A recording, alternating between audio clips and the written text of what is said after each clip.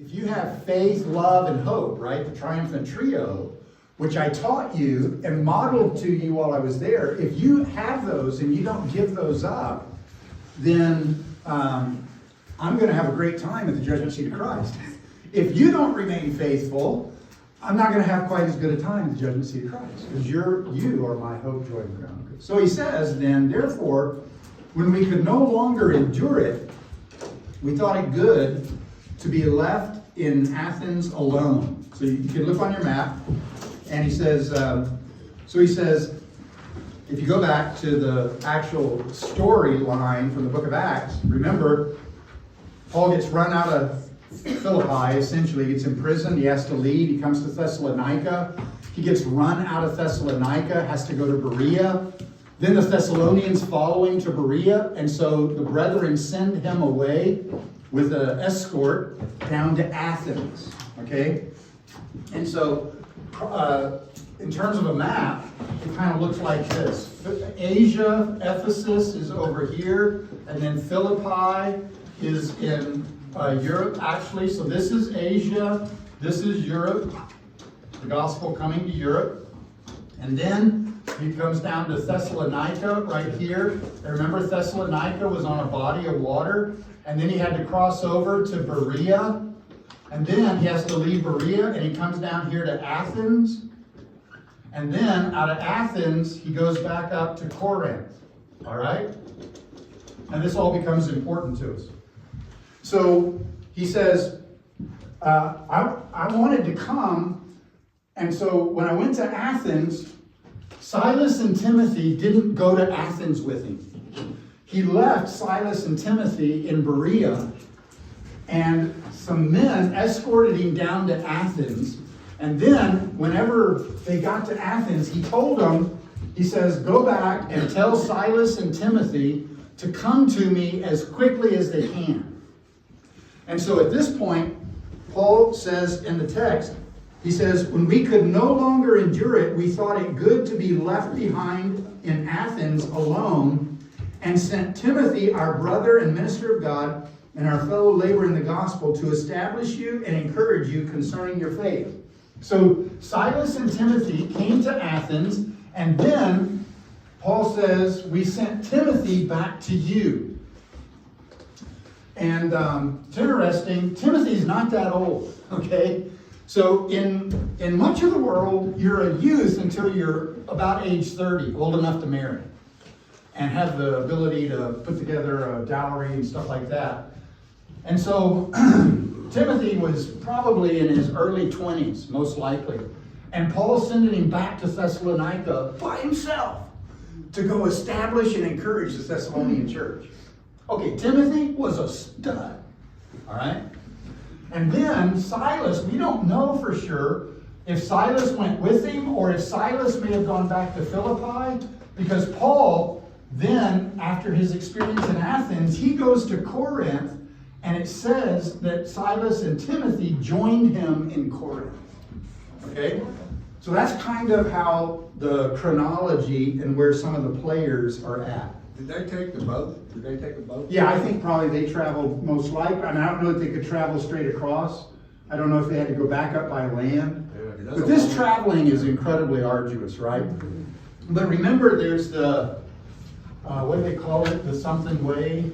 Anybody remember that? Yeah, and so it came from Asia back over here into Europe, and that's how they transferred goods from Asia and Europe and stuff like that. It was a major trading route. Thessalonica was on it, Ephesus was on it. So there were ways, there were established ways for them to do it.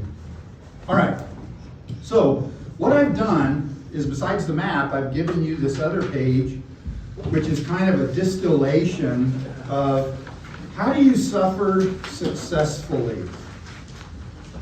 And I put in red there, and we'll just go ahead and read it. The New Testament authors, Jesus, everybody maybe except us, right, in America. And maybe it's not just America, but we're definitely have this disease. We're kind of anti-suffering, right?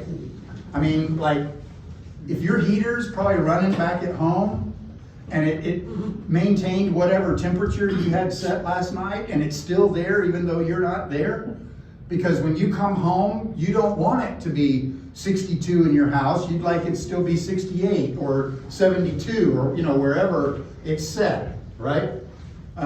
If you have that running right now, and if you're going to go home this afternoon and kick back in your lazy boy all the way back and go to sleep and snore after you've had lunch, you don't like suffering, right? If you take drugs in the morning because you're stiff and your arthritis is acting up and you can't move, you don't like to suffer. Otherwise, you just say, I'm not pass on the drugs. I'm just going to go camp out, live in 24 degrees, whether it's 105. That's not our life in America. And so we're not interested in suffering at all. So suffering is something to avoid in our culture and in our minds. But we aren't just trying to get through in red in the middle of your page. We're trying to get better because of suffering. And that's what suffering is all about. It's how does suffering make us better? Now, where's the one place that at least the guys, but the girls too, if you're involved in athletics, where do we say, oh yeah, suffering, bring it on? It's in football, right? 2-a-days, stuff like that. It's like we get it. To get better, to get stronger, to get faster, to be whatever, to get tougher, you gotta suffer, you gotta go through these workouts. So we get this principle, we know it, but we don't want to practice it in our everyday life. And there's a lot of Christianity that is sold to get people to buy it on the idea that if you believe in Jesus, you won't suffer at all. He'll just make you wealthy and healthy. Prosperity gospel. Is it dawning on you that didn't happen to any of the people that we've looked at so far? The prosperity gospel might be somewhere in the New Testament, but it's not in any of the passages we've looked at yet. And so that is very appealing to people. I'll use religion to not suffer. Now, there is an element of truth in that, and that is that a lot of our suffering is brought on by ourselves, by our own choices, by our own sin, by our own mistakes, by our own story. And if we follow Jesus, there's some suffering that's not going to happen to you. All right? There is some. But then there's other suffering that might very well happen to you because you are a follower of His. And so suffering is not something to be avoided. It's actually something to be embraced. And Paul is trying to get him to embrace it. So here's what he says. Go back to your map. He says, so we sent Timothy to you. We thought it was good to be left behind. We sent Timothy to you. And he tells them the reason in verse 3, that no one should be shaken by these afflictions. Then he explains that. For you yourselves know that we are appointed to this. What? I'm appointed to affliction? That's a good way to lower the membership of your church. For in fact, when we were with you, we told you before that we would suffer tribulation just as it happened. And you know I told you this. 5, for this reason, because you're suffering this and we've been appointed to this, for this reason, when I could no longer endure it, he repeats it again, when I could no longer endure it, and that's a cool word, Dieter, I'll look forward to showing you the meaning of that. I sent to know your faith, lest by some means the tempter had tempted you, and our labor might be in vain. Okay, there's the structure. All right, so when we could no longer endure it. So what I've done in this other is I've kind of given you a distillation of how I think we suffer successfully. The first one is don't suffer alone. Okay, don't go it alone. Now, the reason I put it like that is because we live in West Texas, and some of you are proud of the fact that you do everything alone. And by the way, in your story, this little performance thing over here, that's one of the ways you express your performance. Not anybody else. Yeah, you do. No. And there's a reason you don't want anybody's help. Because it might mean you're weak, or it might mean you're not quite as significant as you're posing to try to be. And so when we bring that over into suffering, It's just that you don't have patience enough to deal with it. it might be. And that's a personality issue, and it may very well be. So sometimes our personality combined with our story, I mean, it really can wreak havoc. Oh, it's true. But the first thing I would say is in 1 and 2a is don't go it alone. Look what Paul did. He said, when we could no longer endure it, we thought it good to be left behind in Athens, and we sent Timothy. Because we didn't, to establish you in your faith and to encourage you. Also, I want you to notice that, remember the triumphant trio, faith, hope, love, and hope. Right now, Paul's talking about faith, right? So in this section of the book, his concern is that their faith remains steadfast because of suffering. And so the word endure is a really interesting word. Can't read my own notes. Okay, so the word is used 4 times in the New Testament. It's the Greek word stego. It's used 4 times in the New Testament, and it was used in the papyri of keeping something undesirable from coming in. For example, like water into a ship. So have you ever been on a little boat or, in a large ship and you've got a leak in your boat and you try to patch over that? That's stego. You're stegoing it. Stuccoing it. There you go. You're trying to keep something undesirable from coming in. So that gives you a word picture of what this word means. And Paul says, I got to the point where I was trying to stucco it and stucco it and stucco it and stucco it, but we had to leave. We had to leave Thessalonica. We had to go to Berea. Now I'm all the way down here in Athens. I'm even more removed from you, and I can't stucco you down here. I can't endure it any longer. I can't solve the problem any longer. So what did he do? He sent Timothy. And Paul himself would have wanted to go back. In fact, that's what he says in verse 5. I wanted to come to you many times, but I couldn't come, so I sent Timothy to you. And so that's the first thing I want to just remind us of, is that when we're suffering, we can't go it alone. Now, you don't suffer all the time. Most of us. Most of the time, we don't suffer all the time. And so it seems like you can go it alone, doesn't it? Until what happens? You get hurt. Until something happens, and then you got to have help. And so this is just one of the reasons to be in community. This is one of the reasons to go to church.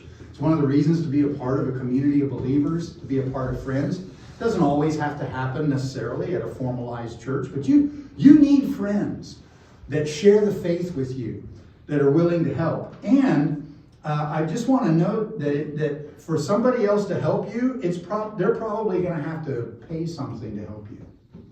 So look at what Paul says. He says, we thought it good to be left behind in Athens alone.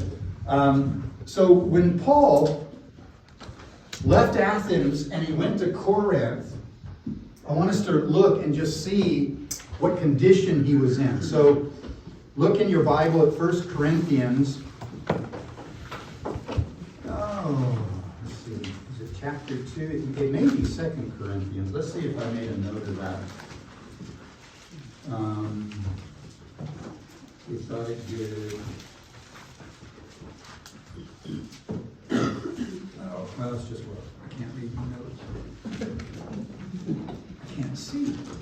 I'm getting our cataract surgery. I've talked to you. I'm getting it.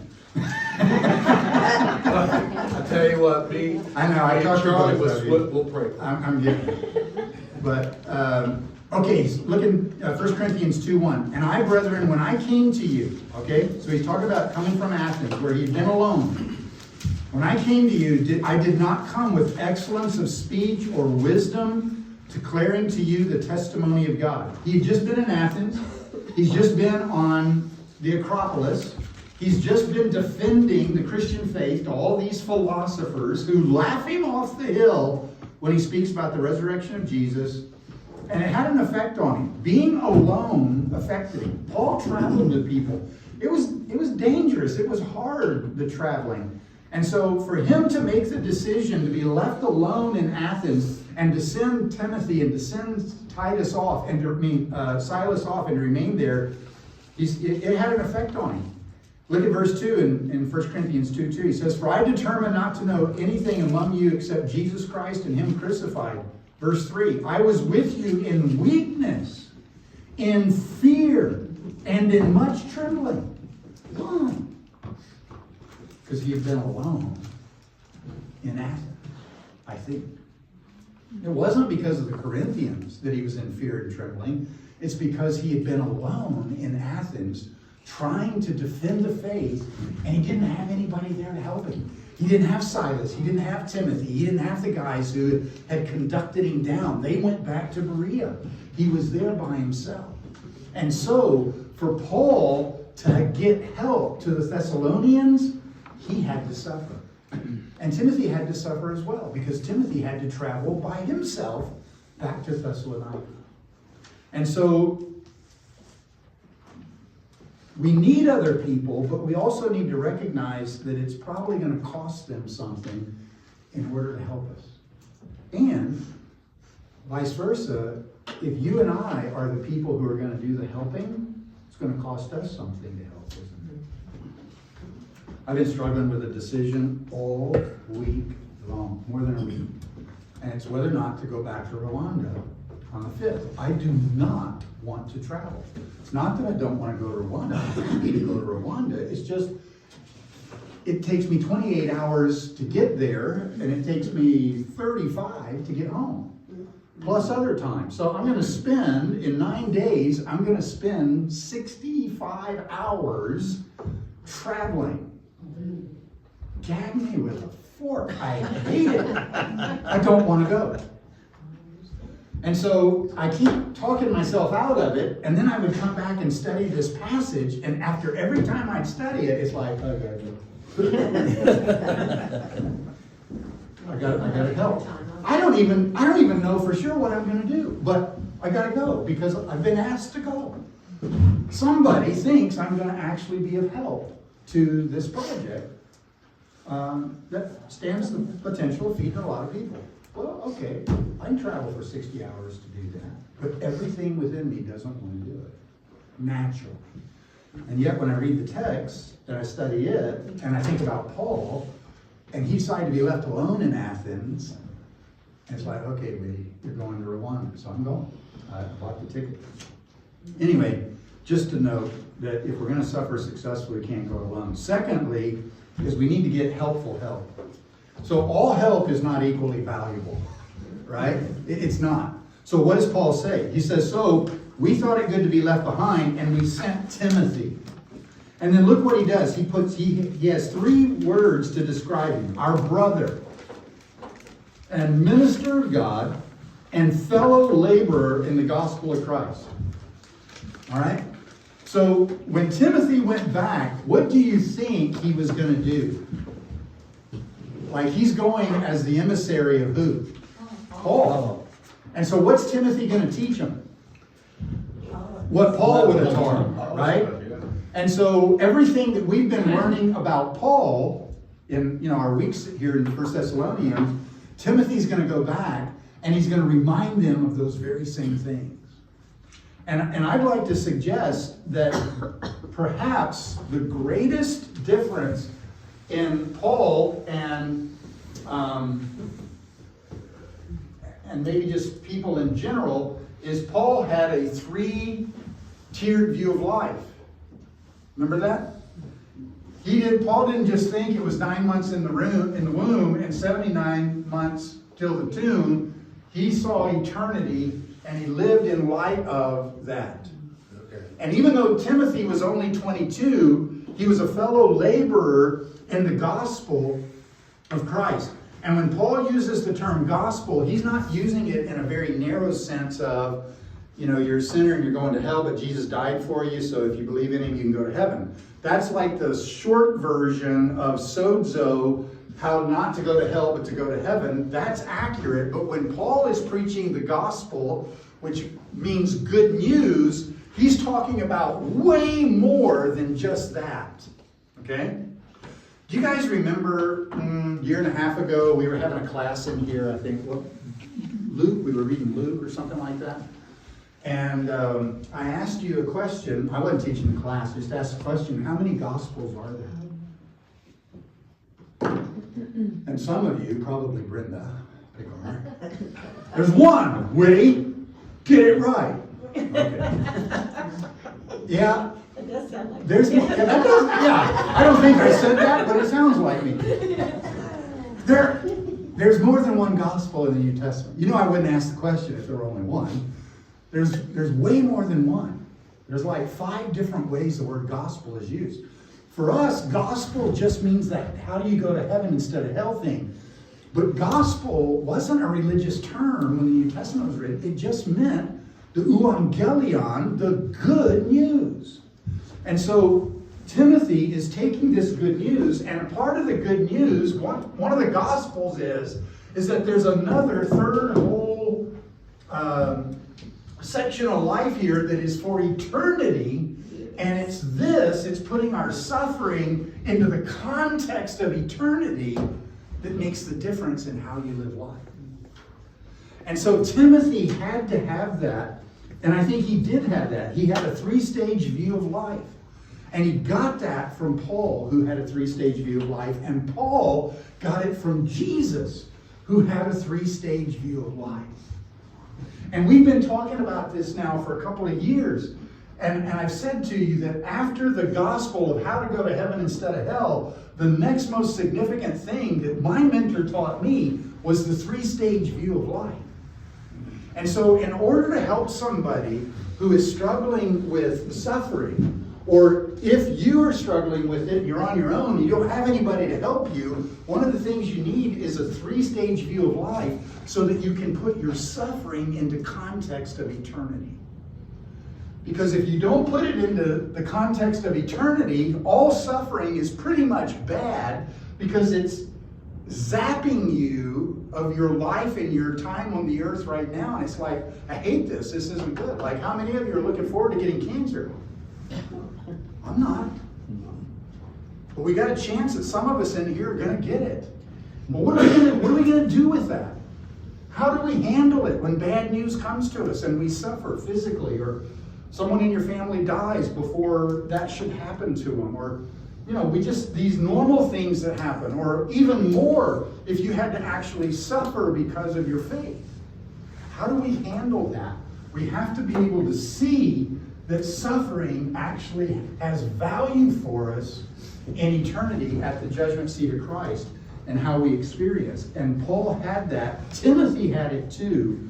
And so we need helpful help. All help is not equally helpful. And unfortunately, all help in churches isn't equally helpful, because most churches don't teach a 3-stage view of life. I'm thinking that none of you heard that before you got it here. That is correct. And so I'm not running anybody down. It's just not enough. We got to have that. And so Paul sends Timothy. Well, what is he sending to do? He sends him to establish and encourage them concerning their faith, that no one should be shaken by these afflictions. That's his goal, is that you not be shaken.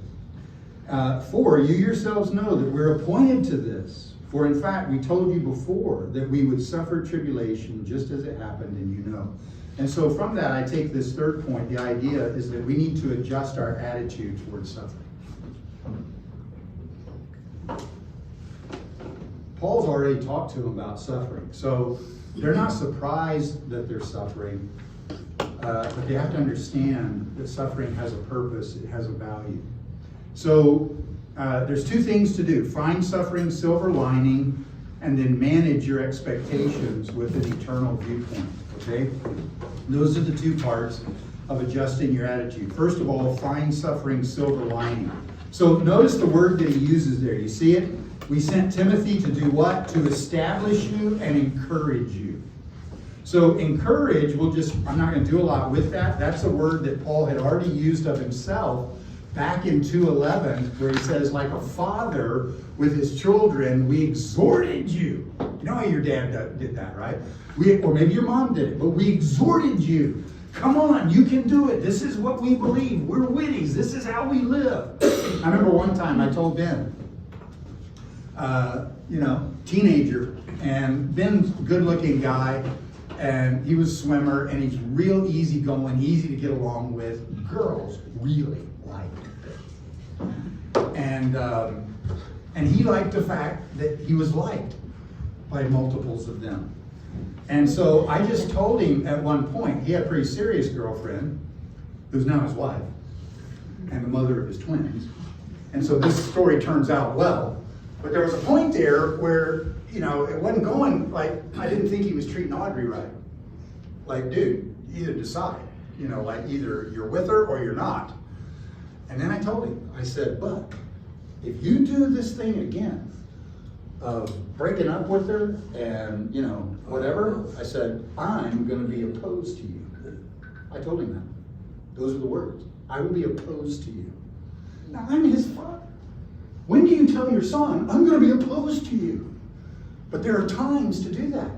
And the reason I said that to him was not only for Audrey's sake, but it's like, Ben Whitty, this isn't what we do in this family. It's not what we believe. This is not how you treat another woman. You don't treat her that way.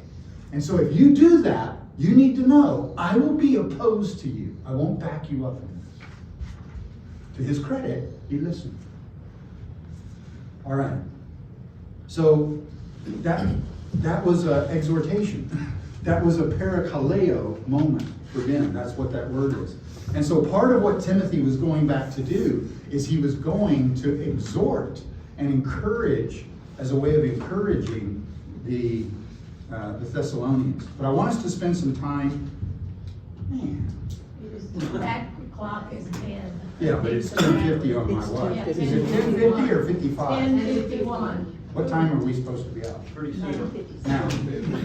Okay, so I think here's what we're going to do. We're going to stop because the word established is a critical word in this text, and I've got a ton of stuff. You can see all the stuff on it. So we'll just come back to it next week, and we'll pick up right there, and it'll be fine for us to do that. So that's what we're going to do. And I have to say, I had a senior moment, and I didn't have record on for any of that first part. I am so sorry. Got the Bible lesson, but I didn't get the first. All right, so you're going to just have to depend on your memory.